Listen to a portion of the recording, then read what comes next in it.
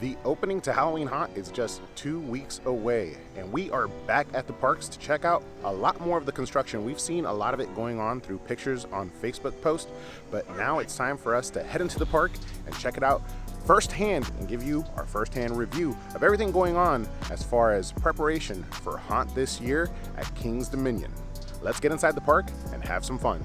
All right, and before we even enter, we have our first little update here, and it's the security measures that they've put in place. Now you will no longer go through the metal detectors right here through the arches of the entryway for King's Dominion. They've actually set it up over there in the distance, which I think is going to be great. It's going to help with the flow of traffic, and now they have these 3 separate locations to kind of like split up the crowds and get you through the metal detectors. I got through it today very quickly. It was super easy, and I think it's gonna help a lot with the crowds during Haunt.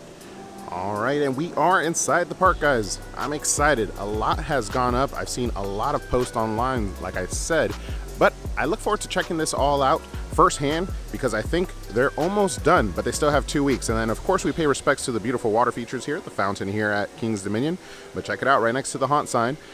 September 22nd through October 29th on select nights, boom, we have our first bit of construction. And these guys are like ominous kind of like wooden jack-o'-lanterns that they make, as well as we have some gravestones over here. And right by the King's Dominion sign, we have all these like dead plants and like different little stuff. Here, we'll get a closer look at it. This may look like the plants just died with the weather, but no, this is very purposeful. I'm sure there's going to be some pumpkins and jack-o'-lanterns that go in there along with all these like dead trees, kind of driftwood. All right, let's keep making our way.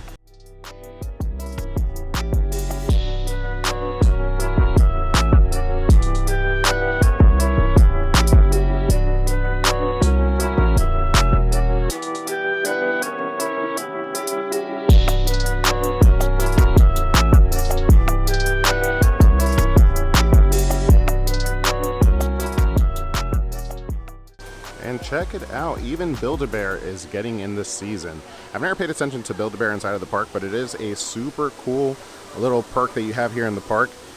Never paid attention until I had my son. We actually ended up getting him as Build-A-Bear. You could actually get a Build-A-Bear for the first couple years of an infant's life for the price of their birthday, or the price of their age at their birthday. But check it out, we got some pumpkin head looking like one, some creepy doll, all super cute, but creepy at the same time. I'm liking that. Good job, Build-A-Bear. And open daily, there's a new sign for a farmer's market over here at Stalker. And I think we could all but confirm that they have been painted. I looked back at the videos of last year, and this kind of like washed off white was not on there. So they have made some small aesthetic adjustments. And the announcement for all the houses have been announced as well. We're going to do a separate video for that, going over the complete guide to Haunt here at King's Dominion, so make sure to keep an eye out for that. It may have already come out by the time you're watching this video, but today is just construction of what's going on in the park. All right, and we make a quick pit stop for some grub before we continue going right throughout the park to check out all the Haunt construction. But I've said this before, while we're here, just wanted to point out that getting the app is definitely something I recommend, but this year as well we're going to have some changes to the event, and the biggest change is that it's going to be a separately ticketed event. Tickets will be starting at $44.99 and change from there, but you do have your Haunt daytime and nighttime combo ticket that you could get for $54.99 or starting at $54.99 with some other ticket options, but something that you definitely want to look into if you are not a pass holder here at King's Dominion. But like I said, keep an eye out. We will have a separate event guide video coming out shortly. All right, behind us, Masquerade has yet to go up, but question for you guys, let us know in the comments, what do you think about King's Dominion now making Haunt a separately ticketed event? I see a lot of positive, a lot of upside. Obviously with upside there's always going to be a downside to this change, but I think there's much more upside to the event than downside. I think this is definitely a positive move in the right direction for Haunt, and may even impact neighboring parks like Busch Gardens Williamsburg, which currently does not have it as a separately ticketed event, but Might in the future if it works out for King's Dominion. And check it out, the Dark Side Manor facade has returned for Condemned. No vacancies. Ooh, we were here last time and you could see that the facade had gone in down there at the end of the queue, but this was not here. And I do love the details in this particular house. This house, like I've said in the past, is about as close as it gets to a Halloween Horror Nights house. And check out this beauty as we enter Old Virginia. Pumpkin Eater is going up, and I see a lot more in the distance. Let's make our way through.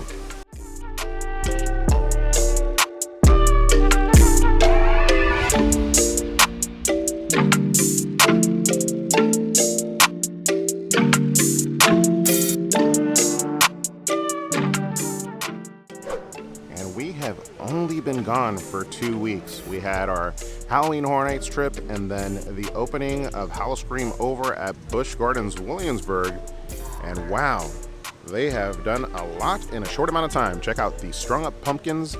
They have the different buildings along the way where different characters will be. I believe they still have to add like some corn here because there's typically a divider and the sliders come through this area. And right next to me we have my partner in crime, this handsome young feller. Look at him. And of course, covered up, probably some type of dead body or a pumpkin eating a human. They have another one covered up right behind here, but yeah, the water tower is up. So much. I love seeing this scare zone come together. It's my favorite here at the event, and probably will remain that way for a while. But yeah, let's keep making our way. All right, and we kind of backtracked a little bit because as we were going to Pumpkin Eater, I did notice that Uprising has made some huge updates. Look at all the facade piece is up with the creepy dark angels and the Uprising sign, and it looks like it's almost done. Let's make a walk through and check it all out. And as we make our way through, Uprising has definitely become a staple at the event. This center street walkway is perfect for this scare zone. If you're looking at the scare zones here at the park, I know Pumpkin Eater is my favorite because it's beautiful, it's classic Halloween, classic haunt season, but this is definitely the ominous and scary scare zone. Don't get me wrong, Pumpkin Eater does have its scares and the sliders are intense, but here it's real ominous and they have a lot of the fog. The characters have a lot of areas to hide, and they're zombies. They're dead zombies. And when I see things like this, like the names on the gravestones, I always wonder what type of little Easter egg is going on here. I'm sure it has something to do with either like the creators or some homage to somebody who had something to do with the event in the past. If you know any of these Easter eggs, make sure to let us know in the comments below. And check it out. I was wondering under the Eiffel Tower why Masquerade had not gone up. And it looks like a lot of the props are here in Old Virginia. And I've been saying for a really long time, they need to use this little walkway. This walkway is awesome and will hold in the fog amazingly. Let's walk through and check it all out. Oh, this is exciting.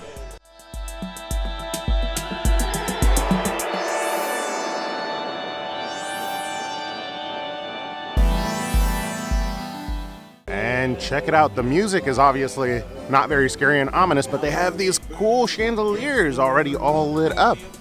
Oh man, this is gonna be a nice new refreshing setup for haunt here at King's Dominion. All right, the new location of Masquerade seriously got me excited.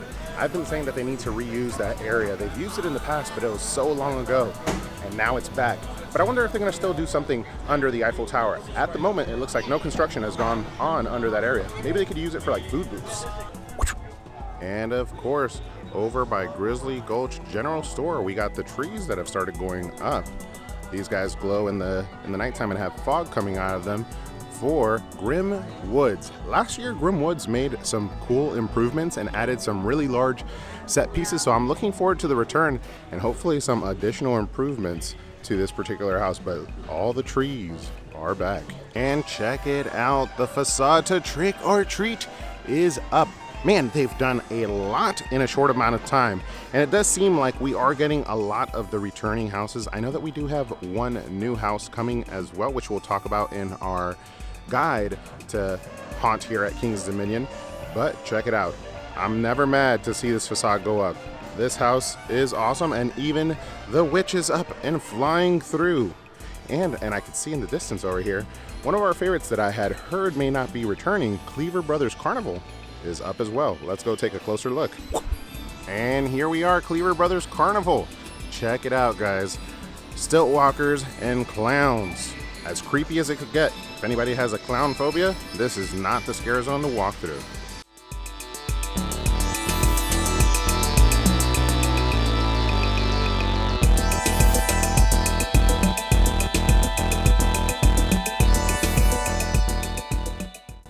Alright, and the circus tent is almost all up, but that's kind of new. I don't remember there being a circus tent, at least not like this, with like the octagon type of shaped stage.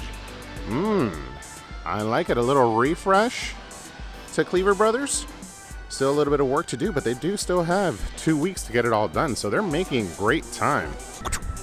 And we zoom on over to Jungle Expedition to see if anything's going on in their scare zone. And it doesn't look like much, but we do have these lights strung up here. We got some of the canisters here, or the containers, which I know will probably be set along this path right here, but nothing major is going on.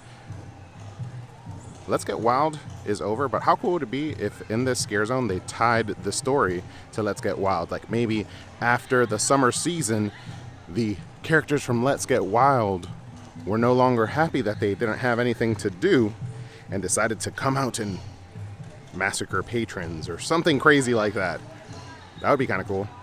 And as we circle on back to the entrance of the park to check out any last bit of construction, it's good to note that during the daytime, if you're trying to avoid the frights in night for the kiddies, here in Planet Snoopy, you have the Great Pumpkin Fest, which is a cool little, more family-friendly activities with some candies, some crafts, all the fun stuff for the kids.